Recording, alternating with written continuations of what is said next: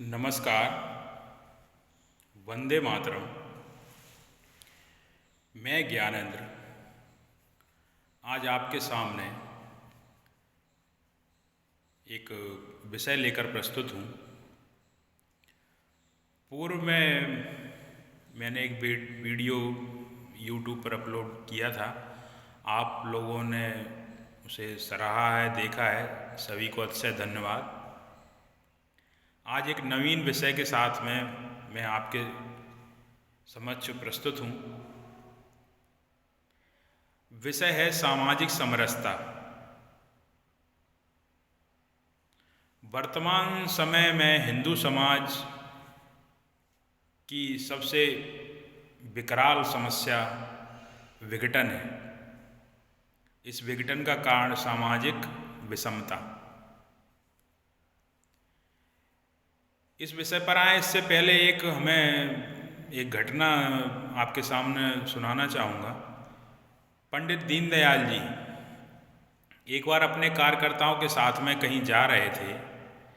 गड्ढे में गिर पड़े, कीचड़ लग गया कपड़ों पर। अपने कार्यकर्ताओं से कहा कि मुझे बाहर निकालो। एक कार्यकर्ता ने निकालने का प्रयास किया तो उससे कहा, थोड़ा झुको भाई, अपना हाथ आगे बढ़ाओ। उस कार्यकर्ता ने अपना हाथ आगे बढ़ाकर झुककर पंडित जी को बाहर निकाला। ये घटना पर्याप्त है हमें सामाजिक समरसता किस तरह से अपने हिंदू समाज में बढ़ेगी इसको बताने के लिए। हमारा जो बंधु निम्न पायदान पर है, पिछड़ा है, गड्ढे में गिरा हुआ है, हमें अपना हाथ आगे बढ़ाना होगा। हमें उसे उठाने के लिए पहले झुकना होगा। क्या हम झुकने को तैयार हैं? गर्व भरा मस्तक छाती ताने हुए हम कैसे झुक पाएंगे? और यदि हम उसको झुककर नहीं निकाल सके तो अन्य कोई उसे निकालेगा और उसका परिणाम आपके सामने है। हम 10 राज्यों में अल्पसंख्यक हो चले हैं। ये कोई एक दिन में नहीं हो गया, ये दसियों सैकड़ों वर्षों की प्रताड़ना से तंग आकर हमारे बंधु हमसे कट गए, हमारे हाथ हमारे पैर हमसे कट गए। अब हम विषय पर आते हैं कि ये विषमता आई कहाँ से। हमारे किन्हीं भी सनातन ग्रंथों में जातियों का उल्लेख नहीं है कि ये 4000 6000 जातियाँ जो धोबी, कुम्हार, धानुक, लोहार, चर्मकार आदि जातियाँ हैं, इनका उल्लेख किसी भी सनातन ग्रंथ में नहीं है। और फिर ये 4000 6000 जातियाँ आई कहाँ से?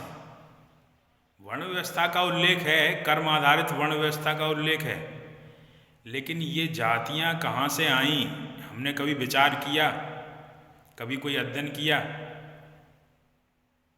थोड़ा भूतकाल में जाएंगे। 1858 में इंडियन एजुकेशन एक्ट बनाया, मैकाले ने, नाम सभी ने सुना होगा। लेकिन इससे पहले 1823 में मैकाले एक सर्वे करवाता है अपने एक अंग्रेज अफसर लिटनर और मुनरो के द्वारा। लिटनर ने उत्तर भारत में सर्वे किया, मुनरो ने दक्षिण भारत में सर्वे किया। लिटनर ने अपने सर्वे में उत्तर भारत की साक्षरता 96% बताई और मुनरो ने दक्षिण भारत की साक्षरता 100% बताई। ये मैं आपके सामने फैक्ट दे रहा हूँ, प्रमाणित है, गूगल पर आप सर्च कर सकते हैं। इन चीज़ों के प्रमाण उपलब्ध हैं, तथ्य उपलब्ध हैं, कोई हजारों वर्ष पुरानी बात नहीं है। ये सब देखकर मैकाले की बुद्धि चकरा गई। फिर वो फरवरी 1835 में ब्रिटेन की संसद में अपना वक्तव्य देता है कि मैं इस देश में घूमा, मैंने खोज की, कोई मुझे चोर, भिखमंगा, गैर चरित्रवान व्यक्ति नहीं मिला। हमें इनकी संस्कृति पर प्रहार करना है। अगर इनकी संस्कृति नष्ट कर सके तो आगामी हम कई वर्षों तक इस देश पर शासन करने में सक्षम हो सकेंगे। और उन्होंने कुठाराघात किया हमारे गुरुकुलों पर। 1850 में एक सर्वे के अनुसार हमारे देश में 7,40,000 गुरुकुल थे। ये गुरुकुल कोई राजा लोग नहीं चलाते थे, जमींदार लोग नहीं चलाते थे, समाज इनका वहन करता था। 48 विषयों में इनमें शिक्षा दी जाती थी। ये तब स्थिति थी जब मुगलों ने हमारे बड़े बड़े विश्वविद्यालय गुरुकुलों को नष्ट कर दिया था। नालंदा और तक्षशिला जैसे केंद्र बिंदुओं की बात यहाँ नहीं करेंगे, तब की ये स्थिति है। इन गुरुकुलों पर प्रतिबंध लगाया गया, इनके अनुदान बंद किए गए, जो समाज अनुदान देता था उस पर टैक्स लगाया गया, इनको दंडित किया गया और अपनी शिक्षा व्यवस्था यहाँ लागू की गई।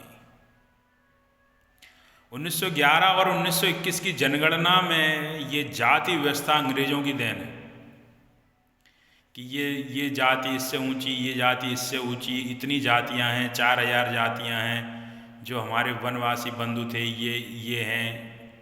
ऐसे करके विभेद की जो खाई पैदा की ये अंग्रेजों ने की। मैक्स मूलर पहले अपना काम कर ही चुका था। सनातन ग्रंथों का अंग्रेजी अन्य भाषाओं में अनुवाद करवा के उनमें मिलावट घाल मेल करके कुछ का कुछ करके एक आपके सामने उदाहरण प्रस्तुत है। मूल मनुस्मृति हमारे पास उपलब्ध नहीं है। मनुस्मृति कहती है कि जो माता पिता से उत्पन्न जाति है वह झूठी जाति है। अध्याय 2 147वां श्लोक है, आप देख सकते हैं। मूल मनुस्मृति किसी आर्य समाजी के पास मिल जाएगी। अध्याय 2 148वां श्लोक, आचार्यस्तस्याम जाति विधिवदेव पर आ गया, उत्पादयति सावित्राम सा सत्या सा अजरामरा।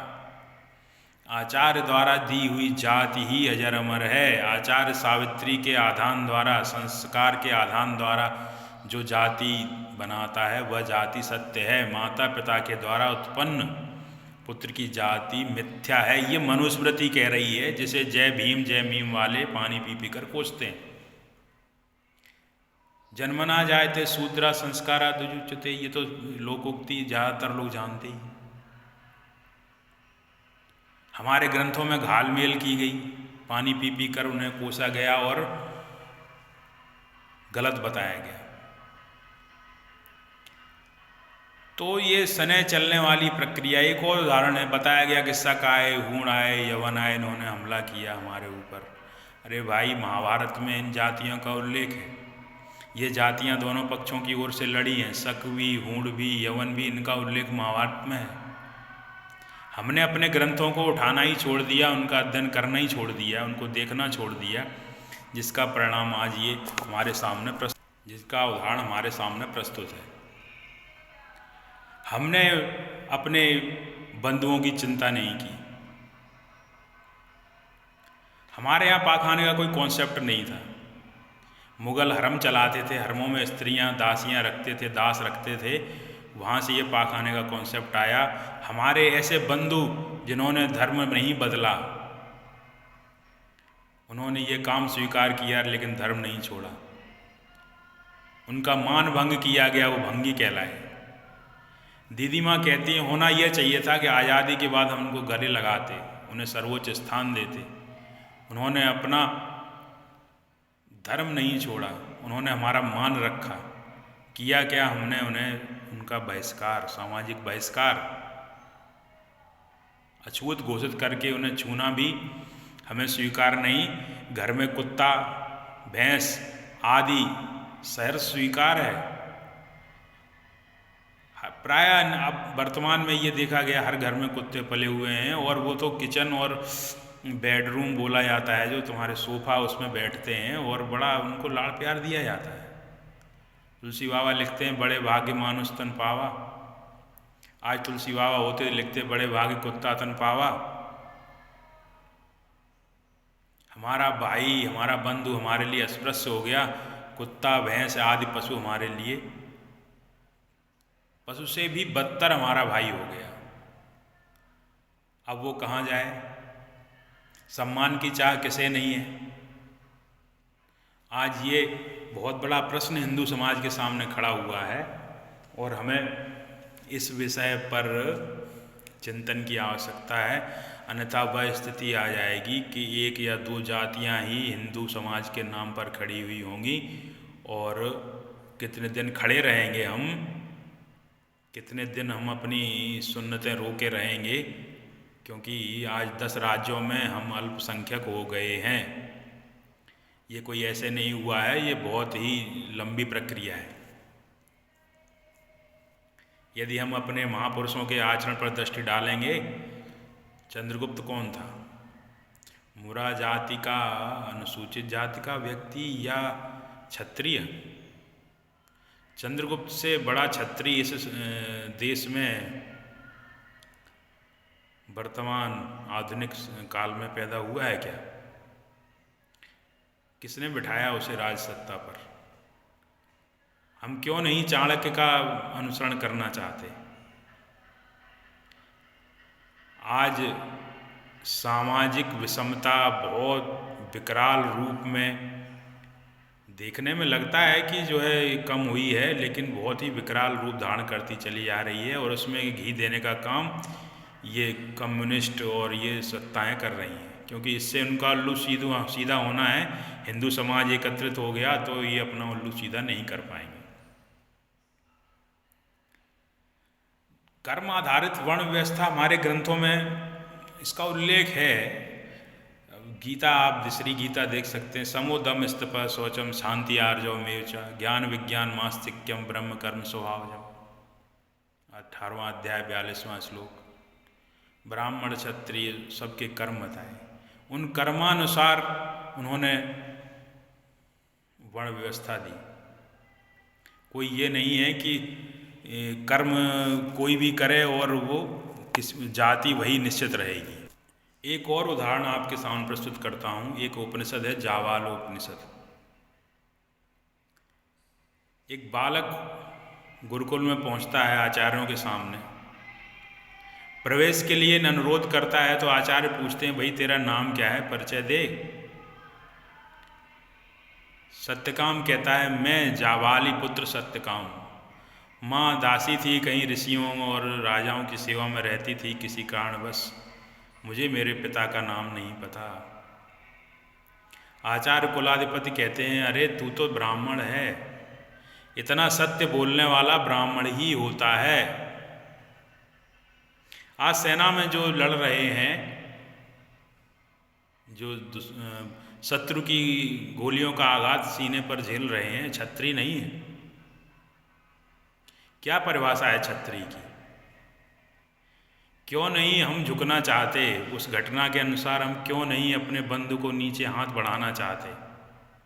हम उनके घर पर जाके भोजन कर लेते हैं, और फिर उधर से क्यों भाई, इतनी बड़ी घटना घट गई, आपने उनके घर पर भोजन किया। ये क्रांति क्यों?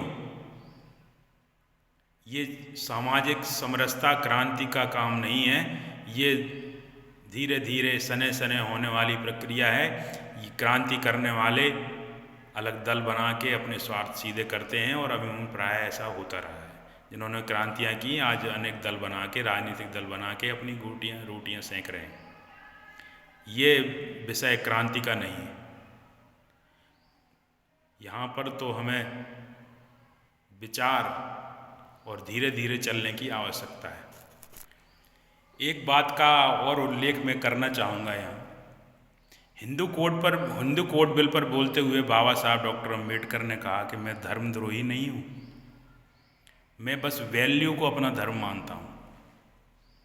अर्थात जो मानव के गुण हैं, जो धर्म है, मैं किसी कोड को धर्म नहीं मानता हूँ। स्पष्ट शब्दों में बाबा साहब ने सनातन धर्म को स्वीकार किया। हिंदू धर्म के सारे मूल्यों का रक्षण करते हुए ने ये हिंदू कोड बिल बनाया। वो कहते हैं कि वैसे हमें स्पष्ट भी है, धर्म के दो भाग होते हैं, शाश्वत और आचार धर्म। शाश्वत धर्म और आचार धर्म। आचार धर्म परिवर्तित होता रहता है देश काल परिस्थिति के अनुसार, लेकिन शाश्वत धर्म परिवर्तित नहीं होता। इसी शाश्वत धर्म को डॉक्टर साहब ने बंधुत्व कहा, और इसी को राष्ट्रीय स्वयंसेवक संघ ने अपनाया। आचार धर्म को राष्ट्रीय स्वयंसेवक संघ नहीं अपनाता। तो हम संघ के कार्यकर्ता, समाज के बुद्धिजीवी वर्ग क्यों नहीं इस शाश्वत धर्म को अपनाते? जो कि हमारे हिंदू समाज का अलंकार है। आचार धर्म परिवर्तित है, इसे हमें धीरे धीरे इसके परिवर्तन में सहयोग करना होगा और आज इस विषमता रूपी खाई से निकलना होगा। अन्यथा जो 10 राज्यों में 9 राज्यों में हम अल्पसंख्यक हुए हैं, आगे चल के हम कहाँ कहाँ अल्पसंख्यक होंगे ये ज़्यादा दूर नहीं। हमारे हाथ कट जाएंगे, हमारे पैर कट जाएंगे, केवल मस्तक और हृदय लेके आप क्या करेंगे। इनका रक्षण करने वाले हमारे हाथ, इनका रक्षण करने वाले हमारे पैर। जिस आदि स्वरूप ईश्वर की परिकल्पना हमारे ग्रंथों में की गई है, उसके रक्षण के लिए हमें अपने इन बंधु बांधवों पर वही कार्य करना होगा जो प्रथम घटना में आपके सामने मैंने प्रस्तुत किया था। हमें झुकना होगा, हमें अपना हाथ आगे बढ़ाना होगा। यदि हम न झुक सके तो परिणाम क्या होंगे, इनके बारे में बार बार कहना कोई बुद्धिमत्ता नहीं है। और अंत में मैं एक छोटी सी घटना का उल्लेख करते हुए अपनी बात समाप्त करना चाहूँगा। एक हमारे मोहल्ले में प्रातःकालीन एक बंधु झाड़ू लगाने आते हैं। आर्थिक रूप से काफ़ी कमज़ोर हैं और एक दिन मैंने उन्हें, चूँकि वो प्रतिदिन सेवा कार्य करते हैं, तो मैंने उन्हें कुछ सहयोग देना चाहा और स्वभावतः मेरा हाथ उनके कंधे पर चला गया। तो मैंने जैसे ही उनके कंधे पर हाथ रखा तो वो छिटक कर हमसे दूर खड़े हो गए। आप समझ सकते हैं कि ये संस्कार दोनों पक्षों में कितना गहन हो चुका है। हाथ रखने से झटका लगता है उस बंधु को और वो पीछे की ओर हटता है। बाद में सहज होता है, बात करता हूँ मैं तो सहज हो जाता है, लेकिन आप सोच सकते हैं। तो अभी समय है, हम लोग संभल सकें, हम लोग इस विषय पर कार्य कर सकें, इस विषय पर विचार कर सकें, इस विषय पर अपने बंधुओं को समझा सकें। लड़ाई झगड़े प्रत्येक समाज, प्रत्येक परिवार में होते हैं, होते रहते हैं। फिर बाद में एक परिवार में पति पत्नी बच्चे अन्य सदस्य आपस में लड़ते झगड़ते हैं, लेकिन टूटते नहीं हैं। तो उस टूटने से हमें इन्हें बचाना है, अपने समाज को बचाना है। और अगर हम बचा सके तो हिंदू समाज के ऊपर ये हमारा बहुत बड़ा उपकार होगा। वंदे मातरम। नमस्कार।